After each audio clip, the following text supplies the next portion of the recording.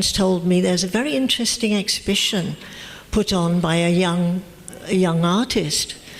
So I went along and I was absolutely amazed. There was a series of paintings on sort of an old-time, semi-medieval sort of slave market.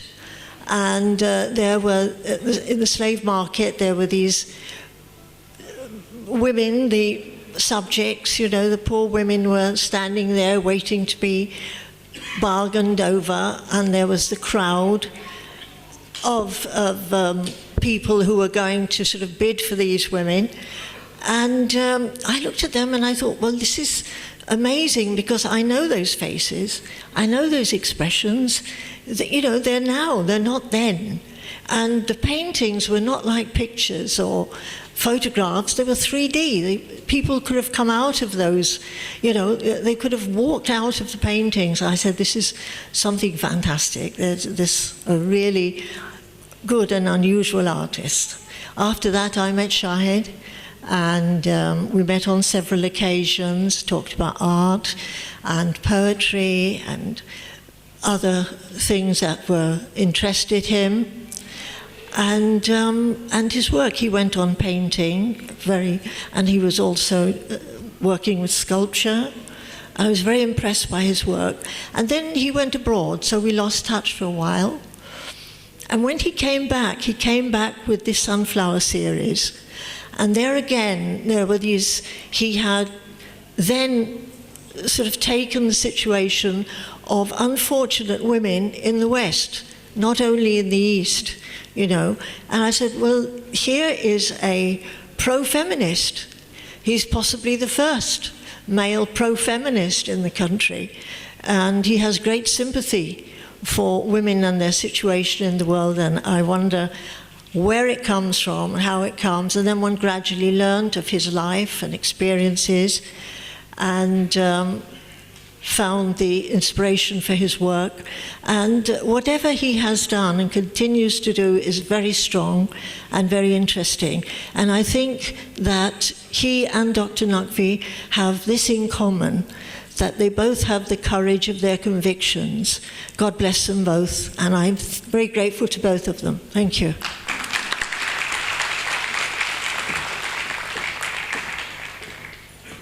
Thank you very much, Marjorie. جی ایک ایسی شخصیت جو art کے ایک ایسے حصے سے تعلق رکھتی ہے جن کا میرا بھی بڑا ڈائریکٹ تعلق ہے، اداکاری. لیکن یہ صرف اداکار ہی نہیں ہے، یہ ایک بہت بڑے ریڈر رائٹر بھی ہیں. ہمارے ہاں پاکستان میں بڑا ایک المیہ یہ ہے کہ سستے کی تلاش میں رہتے ہیں ہمارے چینل اونرز. ہر چیز سستی ہونی چاہیے، جتنی سستی ہو اتنا ان کو فائدہ ہوتا ہے. اور سستا کرتے کرتے اب ایک وقت یہ آ گیا ہے کہ ہم ان لوگوں کو کہ جنہوں نے بنیادیں رکھی بہت سارے فنون لطیفہ کے شعبوں کی، اور جنہوں نے ان کو ترویج دی، ان کو آگے بڑھایا، ان کو ہم نظر انداز کر دیتے ہیں. مگر کچھ لوگ ایسے ہیں کہ جن کو نظر انداز کبھی بھی نہیں کیا جا سکتا، اور اگر نظر انداز کیا جائے تو اس میں قوموں کا بڑا نقصان ہو جاتا ہے. ایسے ہی ایک لیجنڈری اداکار موجود ہیں، دنیا بھر میں ان کا لوہا بنوا چکے ہیں، اپنا بڑے بڑے چیزوں میں کام کر چکے ہیں. کئی عرصے سے کام نہیں کر رہے تھے، اب پھر ایک دفعہ نظر آ رہے ہیں بہت سارے ڈراموں میں، اور انشاءاللہ یہ چلتے رہیں گے. میں جیلس ان سے بہت ہوں، یہ بات سچ ہے. اس کی وجہ ہے کہ ظاہر ہے جب آپ سے اچھا فنکار ہو، آپ کرکٹر ہیں، آپ سے اچھا کرکٹر ہو، اور آپ جانتے ہوں کہ وہ آپ سے بہت بہتر ہے، تو تھوڑا سا جلس ہو جاتا ہے آدمی. جناب میں بات کر رہا ہوں جناب طلعت حسین صاحب کی، اور یہ بھی مجھ سے بہت جلس ہے، اس میں کوئی شک نہیں ہے. لیکن کوئی بات نہیں، طلعت بھائی آئیں گے اور آپ کو محظوظ کریں گے. اپنے خیالات سے لکھ کے لائے ہیں، 15 دن سے تیاری کر رہے ہیں. تالیاں.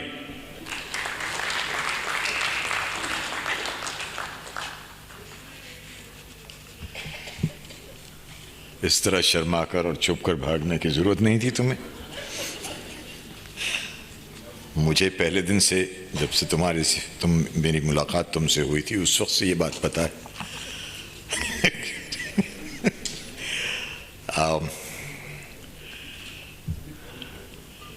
مجھے جب اس تقریب کے لیے شاہد رسام صاحب نے بلایا تھا تو ایک مضمون میرے حوالے کر دیا تھا کہ یہ آپ کو پڑھنا ہے، اور یہ مضمون جناب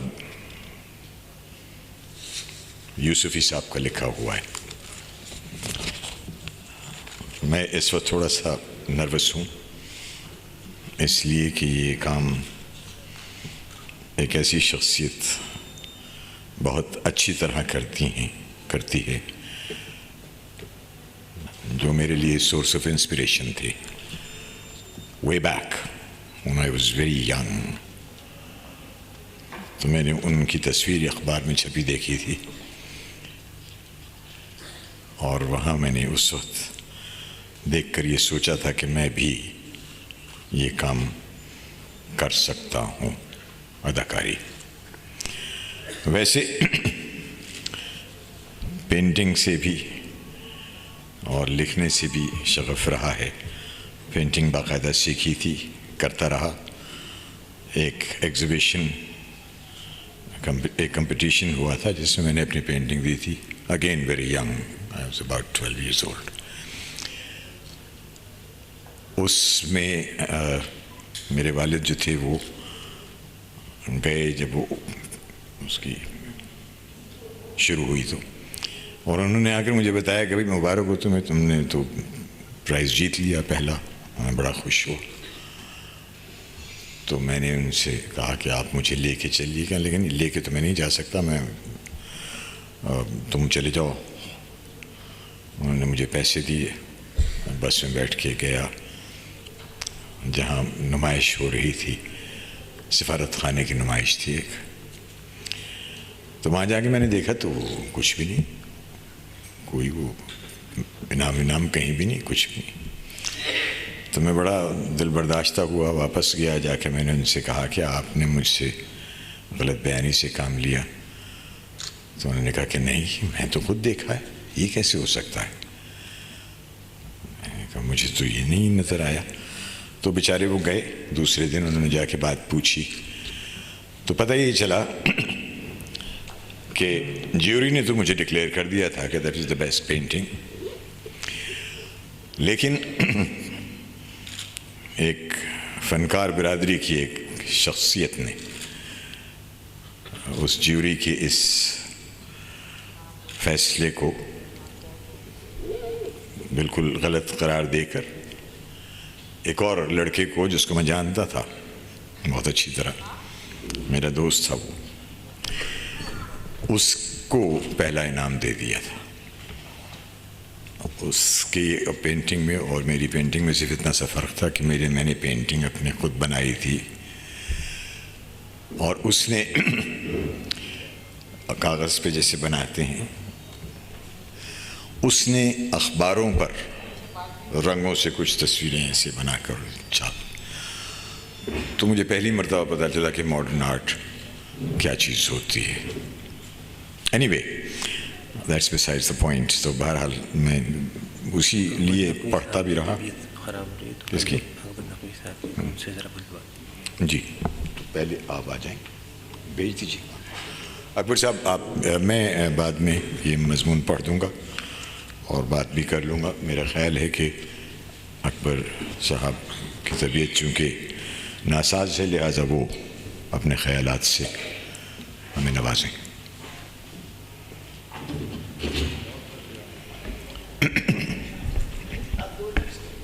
بہت تھک گیا ہوں، بس اور کچھ نہیں کرنا.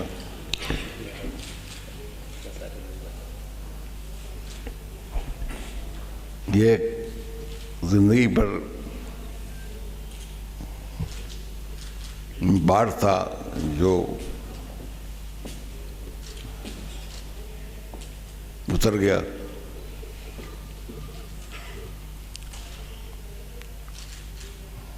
کتاب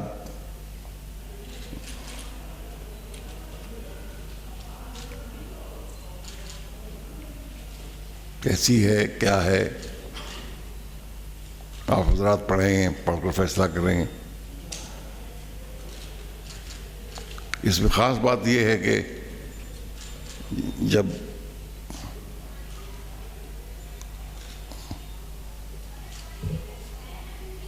کہ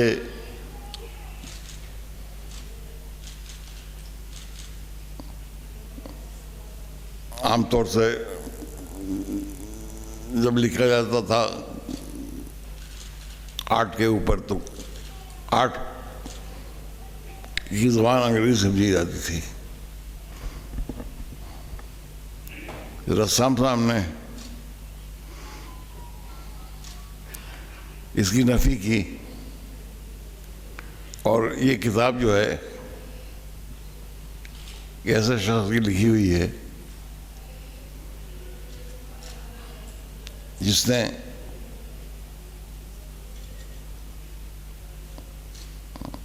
آرٹ کو آرٹ کی طرح سمجھا اور اپنے کانٹیکس میں سمجھا اس کو.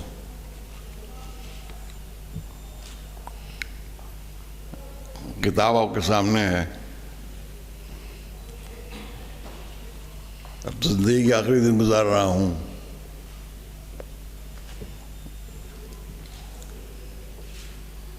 اللہ کرے مقبول ہو.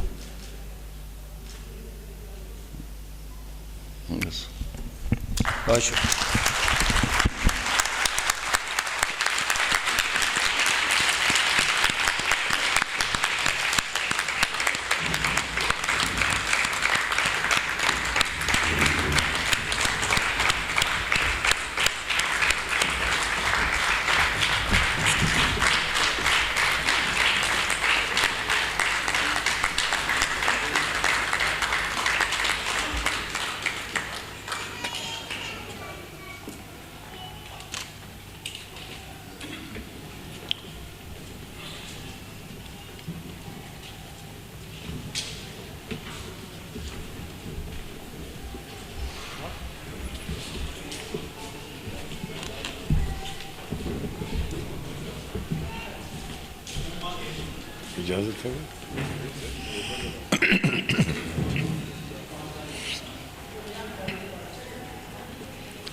تو بہرحال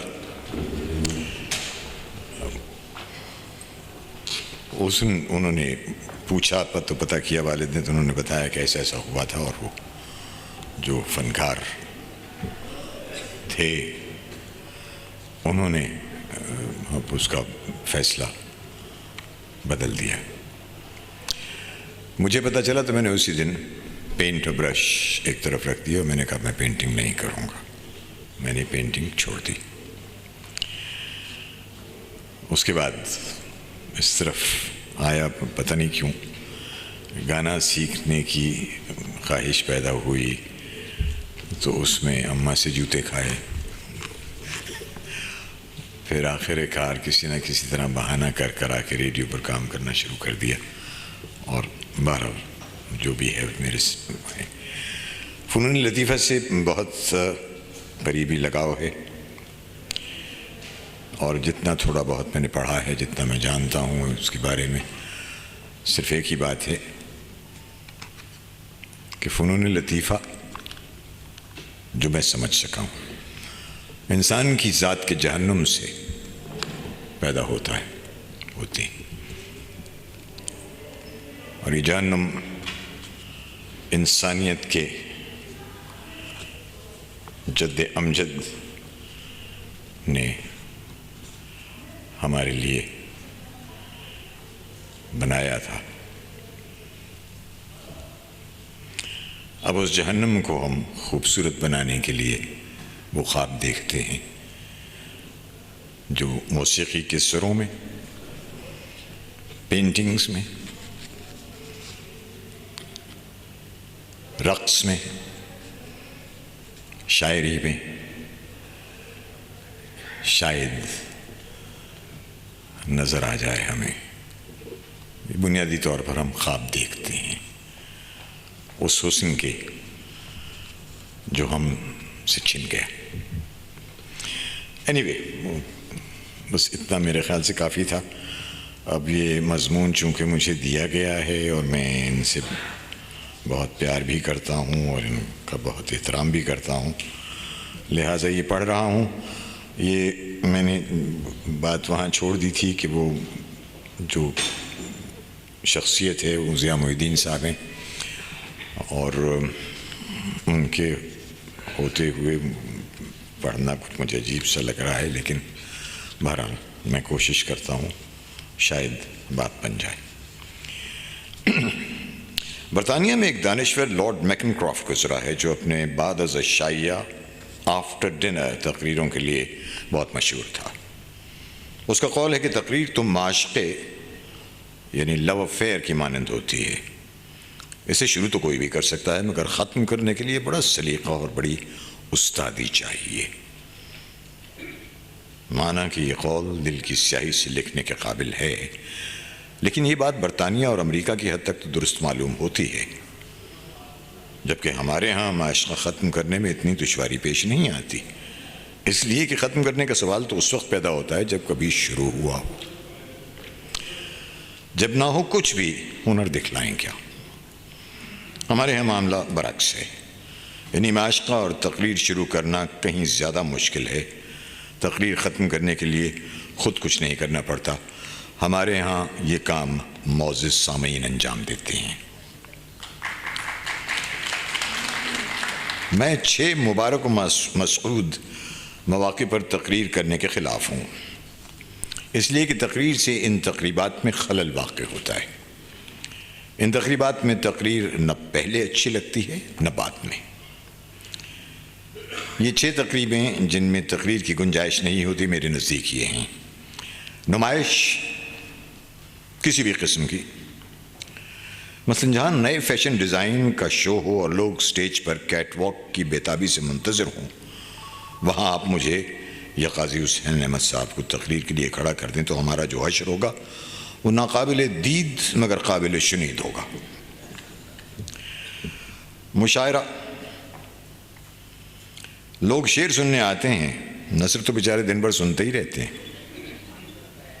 رخصتی، دلہن کی رخصتی سے اگر پہلے یا بعد میں تقریر کی جائے تو دولہا چھواروں سے سنگسار کر دے گا۔ محضر، ڈنر سے پہلے تقریر کی جائے تو اشتہا متاثر ہوتی ہے اور بعد میں کی جائے تو ہاضمہ متاثر ہوتا ہے۔ میوزیکل کانسرٹ، جہاں لوگ مہدی حسن، مہناز یا عابدہ پروین کو سننے کے لیے آئیں، وہاں تقریر کرنا ایسا ہی ہے جیسے شاہی ٹکڑے، فیرنی اور سوفلے کھلانے کے بعد آپ کو مہمان کو زبردستی گنڈیری کھلائیں اور یہ کہتے جائیں کہ گنا اس فقیر نے دست خاص سے چیلا اور دہنے مہمان کی گولائی کے عین مطابق تراشا ہوا ہے۔ خطبات ماہرین، جس تقریب میں ماہرین اظہار خیال کر چکے ہوں، وہاں ایک آؤٹ سائیڈر یعنی نابلد باہر والے کا خطبہ صدارت بے عزتی خراب کرانے کی باعزت صورت ہے۔ اچھی تقریر کی 3 شرائط ہیں: سچ بولو، بولنے سے پہلے تولو، بیٹھ جاؤ قبل اس کے کہ بٹھائے جاؤ۔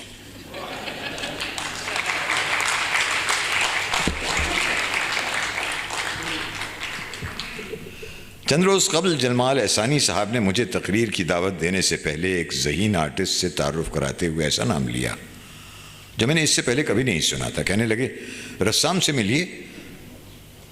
یہ نام پہل سنا تو مجھے اپنی سماعت پر شبہ ہونے لگا، اور جب میری درخواست پر انہوں نے یہ بآواز بلند نام دہرایا تو مجھے اپنے املا پر شبہ ہونے لگا۔ یعنی پہلے تو ایسا لگا کہ میں اونچا سننے لگا ہوں، اب محسوس ہوا کہ اونچا سمجھنے لگا ہوں۔ میں نے ہجے پوچھے تو فرمایا رے سین الف میم، سین پر تشدید۔ معنی پوچھے تو مسکرا دیے۔ کہنے لگے معنی تو جان ایلیا صاحب کو معلوم ہے۔ ہم نے کہا ہمیں تو خود جان ایلیا کے معنی معلوم نہیں۔ وہ ایک زمانے میں جب ہم جوان تھے اور جان ایلیا بالکل ایسے ہی تھے جیسے کہ اب ہیں، تو ہم رسالوں میں ان کی غزلیں یہ سمجھ کر بڑے شوق اور بےتابی سے پڑھتے تھے کہ یہ کسی آوارہ اینگلو انڈین لڑکی کا کلام ہے۔ 1963 میں ان سے اچانک مسلم کمرشل بینک میں ملاقات ہو گئی۔ رمضان کا مہینہ تھا، اور اس دن میں روزے سے نہیں تھا. مجھے السر کی شکایت تھی اور جان ایلیا کی صحت بھی اتنی خراب تھی کہ پانی تک سے پرہیز کرتے تھے. چنانچہ ان کو زمانے میں بھی روزے ہی نہیں اور بہت سے فرائض معاف اور لذائذ حلال تھے. تواضع کی غرض سے میں انہیں ایسی محفوظ جگہ لے گیا جہاں ہمارے اور مسلح گارڈ کے علاوہ اور کوئی قدم رکھ نہیں سکتا تھا، یعنی بینک کے لوہا پلائی ہوئی دیواروں اور آہنی سلاخوں والے اسٹرانگ روم میں، جس میں 4 تجوریاں اور ایک چوہے دان رکھا تھا. چوہے دان کو شک کی نظروں سے دیکھتے ہوئے پوچھا، یہ یہاں کیوں رکھا ہے؟ وہاں ہم دونوں نے چوری چھپے جو چائے پی اس کا مزہ مجھے یاد ہے، ذرا ذرا، انہیں یاد ہو کہ نہ یاد ہو. مرزا عبد الودود بیگ کہتے ہیں کہ چائے میں گناہ کی آمیزش ہو جائے تو شراب کا مزہ دیتی ہے. دوران ارتکاب ہم نے جان ایلیا سے ان کے نام کے معنی پوچھے تو وہ سمجھے کہ ہم طنز کر رہے ہیں. کہنے لگے، آپ کو عبرانی آتی ہے؟ ہم نے جواب دیا نہیں. پھر پوچھا، آپ کو عربی آتی ہے؟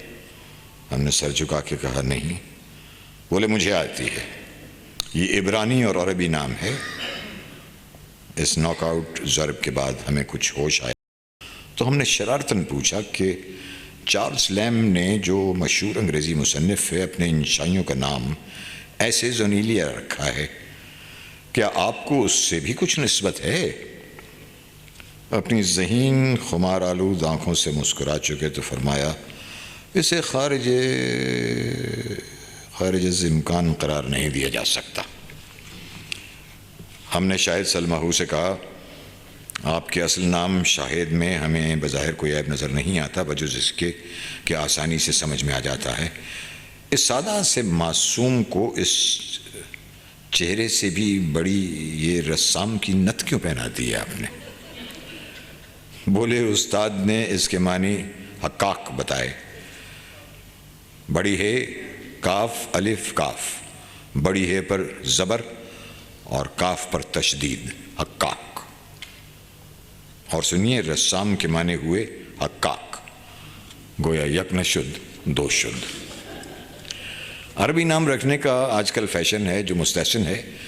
یہ اور بات ہے کہ ہمارے بہت سے عربی نام تو ایسے ہیں جو خود عربوں کی بھی سمجھ میں نہیں آتے، اس لیے کہ ان میں ہے اور عین سے حلق کی آزمائش کے علاوہ اور کوئی چیز عربی زبان سے ماخوذ نہیں ہوتی. مگر دور اندیش والدین اس لیے ایسے نام رکھ دیتے ہیں کہ برخوردار جب پڑھ لکھ کر بے روزگاری کی عمر کو پہنچے گا تو دبئی اور سعودی عرب کا ورک پرمٹ حاصل کرنے میں شاید نام کا گھپلا کام آ جائے. لیکن عزیزم، شاہد کے کیس میں ایسا نہیں ہے، اس لیے کہ ان کا سلسلہ صادقینی ایلیائی ہے، درویشوں کا سلسلہ ہے. ہم نے ان کے استاد کا اسٹوڈیو دیکھا ہے. اسٹوڈیو کا ہے کو ہے، مرشد نے خانقاہ میں بت کدا کھول رکھا ہے.